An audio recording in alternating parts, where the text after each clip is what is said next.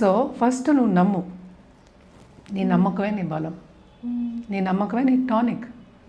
నీకు హెల్త్కి ఎలా టానికో ఇప్పుడు బి కాంప్లెక్స్ వేసుకుంటూ ఉంటాం, అలాగే నమ్మకమే నీకు టానిక్. నీ మెంటల్ స్టేట్కి, నీ విజన్కి, నువ్వు ముందుకెళ్ళాలి అని, నీ లైఫ్లో ఎలా ముందుకెళ్ళాలి అనడానికి. ఇది విజన్ బోర్డ్ నీ గోల్ కూడా పెట్టుకోవచ్చు. సపోజ్ కొంతమంది ఏంటంటే ఇప్పుడు వర్కింగ్ పీపుల్ ఉంటారు, లేకపోతే బిజినెస్ పీపుల్ ఉంటారు.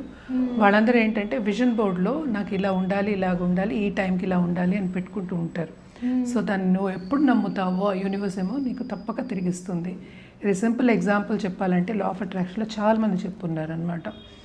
ఒక అతను విజన్ బోర్డ్ అంటే బిజినెస్ అప్పుడే స్టార్ట్ చేసి పిల్లాడు, చిన్న పిల్లాడు, ఐ థింక్ 4-5 years మేబీ, లేకపోతే పిల్లాడు పుట్టలేదు, అసలు పెళ్ళి కూడా కాలేదు.